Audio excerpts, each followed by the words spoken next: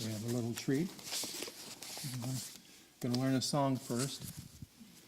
So if y'all could pass these out.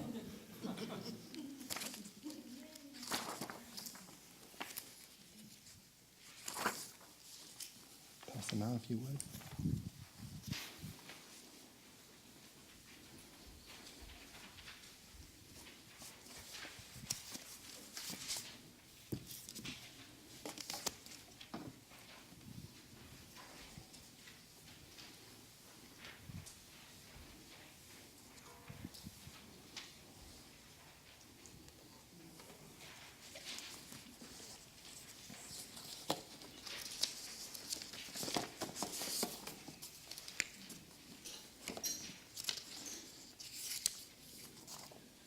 The song we teach you today is his first song that Swami wrote. And he came to him as he was traveling back in Yosemite, and he wrote it down, stopped at an ice cream stand and wrote it down on a napkin. The very first song, entitled Farther Away Than the Stars. I need one.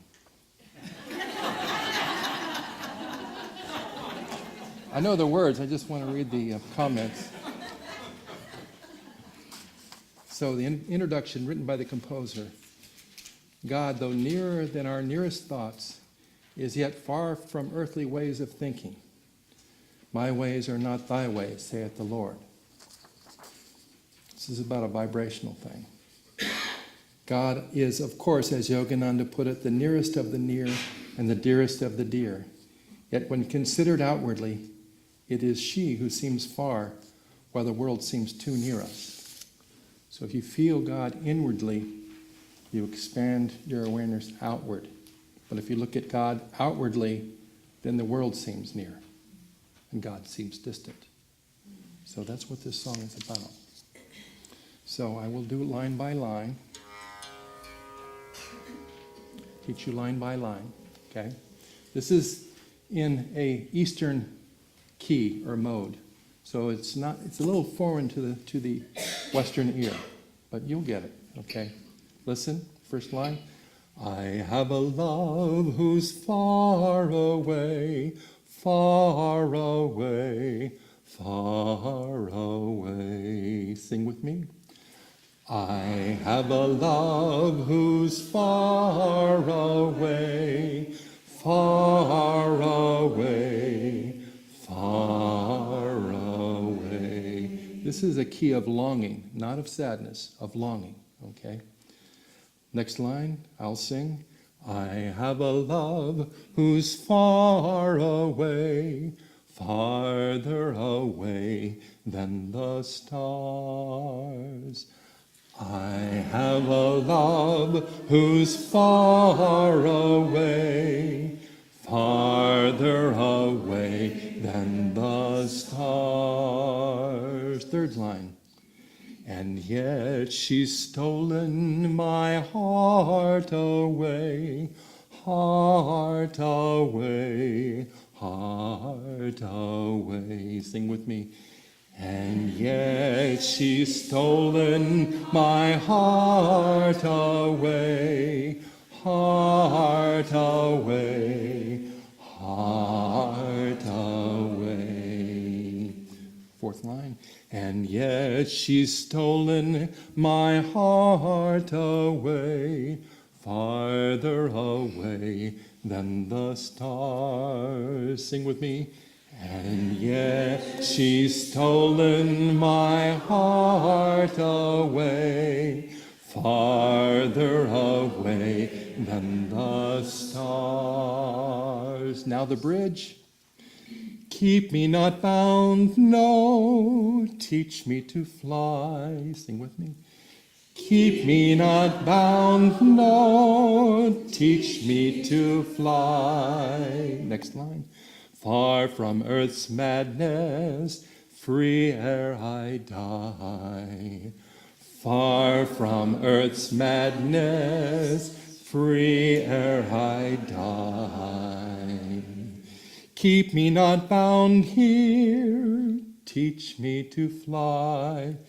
Keep me not bound here, teach me to fly. farther away than the stars. Farther away than the stars. Second to last line.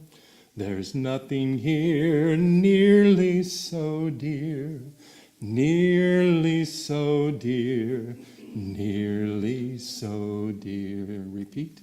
There's nothing here nearly so dear, nearly so dear, nearly so dear. Last line. There's nothing here nearly so dear as her laughter away in the stars. There's nothing here nearly so dear as her laughter away in the stars. That whole line again. There's nothing here nearly so dear as her laughter away in the stars. Her laughter, her joy, her bliss, the expansive feeling. Okay? Now, accompaniment.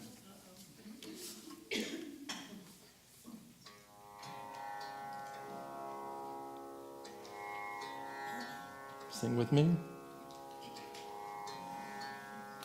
I have a love who's far away, far away, far away. I have a love who's far away, farther away than the stars.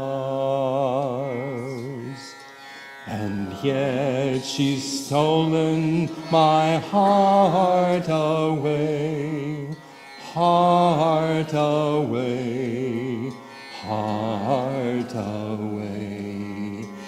And yet she's stolen my heart away, farther away than the stars. Keep me not bound, no, teach me to fly, far from earth's madness, free ere I die. Keep me not bound here, teach me to fly, farther away than the stars. There's nothing here nearly so dear, nearly so dear, nearly so dear. There's nothing here nearly so dear as her laughter away in the stars, as her laughter away in the stars.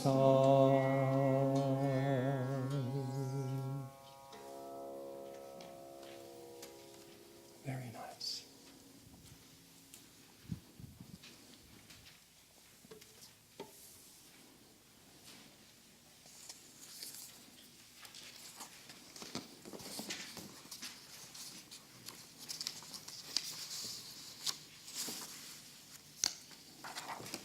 Now, getting back to the readings. Nice job. Wasn't sure how that was going to go with that particular Eastern mode. In the reading today, the prodigal son story gives a beautiful analogy of forgiveness. And I'll repeat what it says in the reading. In God's eyes, when human beings go astray, there is nothing to forgive. All of us are aspects only of his own self. He who has made us resides in us. He is not far away from us in some far-off heaven. His call to us always is to return to our own home within.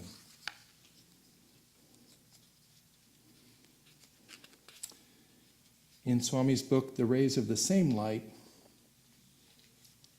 the reading was taken from Swami's book, Rays of the One Light. There's another book that he wrote before that, which is called The Rays of the Same Light. And the reading paired with today's reading is entitled How to Overcome Suffering. This is more of an expanded reading of the one we heard today. So I'm going to take some quotes from here. Swami writes, Jesus says that we can return home to God anytime we choose. We have only to reject the lures of the world and turn within in inner communion with the Lord. Jesus' beautiful promise is that God will never judge us harshly for having left him. Quite the contrary, he will welcome us back with joy. For he is our eternal Father. What else could he do but take us back? The choice is ours alone. Do we long for him? Or do we want to go on suffering in our self-imposed exile? Continually to the indignities, subjected continually to the indignities of an exile's lot. He goes on to say, people often pose the challenge, if God truly loves us, how can he permit us to suffer? How can he permit us to suffer? People's natural tendency, because no one wants to suffer, is to seek the cause of their suffering outside themselves. One often hears the cry, I didn't ask for this. If they can find no one else to blame, people sometimes rage in anger against God himself. The truth is, however, that on certain levels of our consciousness, we actually do ask for the pain we experience in our lives. Now think about that. We do. On certain levels of our consciousness, we actually do ask for the pain we experience in our lives. In some part of ourselves, we want to pay for our mistakes and to be healed of our ignorance. On a soul level, besides, we understand that no earthly suffering could approach the eons of old agony of exile from our true home in God. Think about that. The agony and the exile from our true home of God compared to any suffering you could have on earth. Doesn't measure up. As St. Augustine put it, Father, thou hast made us for thyself, and our hearts are restless until they find their rest in thee. Swami goes on to say, where can we turn to return to God? Jesus supplied the answer in Luke 17:21. He said, the kingdom of God is within. The soul is lured out of its divine home through the doorways of the senses, attracted by false glamour of material pleasures. It squanders its wealth of inner peace on riotous living, as the parable puts it. Sense objects, however, and sense experiences can never give man the peace and happiness he seeks from them. For sense objects only reflect back to him the expectations he brings to them in the first place. Now that's another one to think about. Sense objects only reflect back to him the expectations he brings to them in the first place. If he looks to them instead of to his soul for nourishment, he cannot but experience sooner or later a deep sense of inner emptiness. For in nourishing only his expectations of sense pleasures, he eventually exhausts his capacity to give to them of himself anymore. Sense pleasures become stale and no longer attractive to him. Here I want to talk about something that happened to me this past week. I was working on some electrical in the community out front. I do a lot of the maintenance at the community. And I'm working on this electrical, and out comes June, moving very quickly for her. My toilet is backed up. I said, oh, okay, well, let's go take a look. So I go there and check it out, and it's doing something strange. It's flushing, but it's very slow. I'm thinking, uh-oh, that's not a good sign of something. So then I think about this, and so I, walking out the back of her apartment, and in comes Radha across the building, right across from her. My toilet's backed up. That's not a good sign. And then 2 minutes later, Brenda comes running up from the back of the buildings down the sidewalk. There's water pouring out of the laundry room in the far back of the building. Well, I know there's a problem then. So I have to get out my big man toy. It's the auger. And I get up on the roof and start feeding it down. And eventually I break through it and everything is working fine again. Though at the same time, when it's backing up in the laundry room, it means it's coming underneath the wall and into my kitchen. So it's done. Everybody's somewhat happy now. And so 2 days later, it happens again. Only it's worse this time because everybody's getting ready to go to work. So there's a lot more water that's happening. So there's a lot of water pouring underneath the wall into my kitchen, which Freya wasn't real happy about. So this time, I open up the manhole that's out on the street, and I start feeding the auger the other way, going in the other way. And that immediately breaks it loose. And I have to get out of the way. Actually, I'm standing in the manhole. Wow. Because it's backed up the whole building length, from a 6-inch pipe. So that's a pretty good pressure. So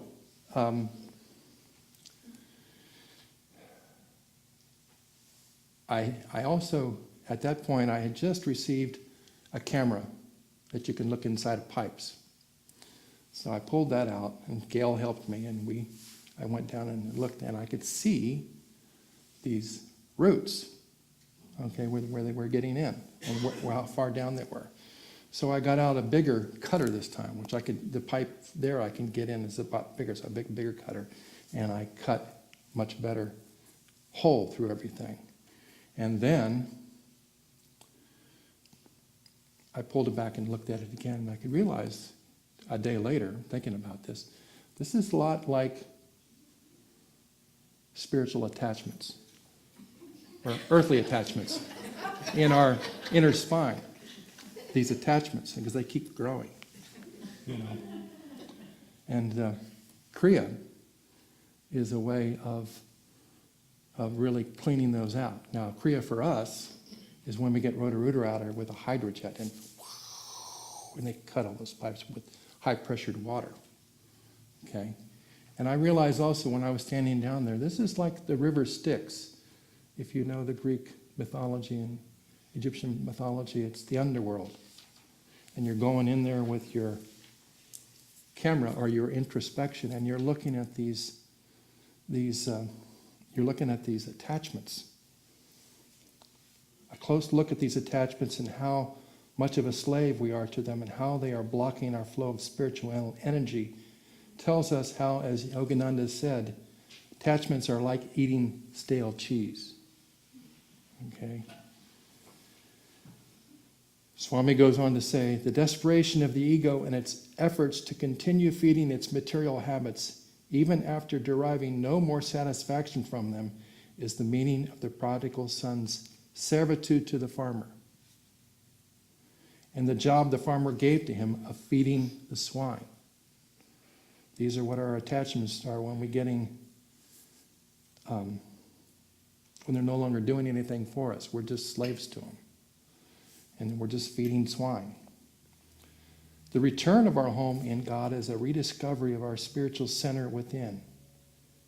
We need to make no long voyage to reach God. We are His already. It is the focus of our attention only that is strayed from Him. The Bhagavad Gita makes it clear that supreme blessedness comes by redirecting our energies and attention inward, away from the world of the senses to that of the spirit. Supreme blessedness, Krishna states in this passage, comes to that yogi who completely calms his mind, who has completely calmed his mind. Calmness comes with control of the feelings born of ego-active tendency. The tendency to involve oneself in outward activities can be gradually curbed outwardly by directing the mind towards serviceful, ego-expanding activities, and inwardly by offering all the fruits of one's activities to God. By doing this, the roots of attachment do not grow. By offering the fruits of one's activities to God, then those roots will stop growing. Sri Krishna goes on to say that we must purge ourselves of egoic desire. Once the false notion has been shed that we need anything at all, we discover that we have perfect happiness already, that we need not seek it outside of ourselves, for we are that. Swami goes on to say, when the soul achieves perfect rest in itself, it realizes its natural state, oneness with the infinite spirit. This state of supreme blessedness stands alone. There's nothing to which to compare it. It is the only reality. Namaste. In a few minutes, we'll be singing Blessed Life for you, another song written by Swamiji. And when we sing this song, I always tell the choir and myself to think about Swami because he dedicated his life so much to God. But I want you also to think about this for yourself, because it is our soul's destiny to be one with the infinite. So it's supreme blessedness for those who dedicate their lives to God.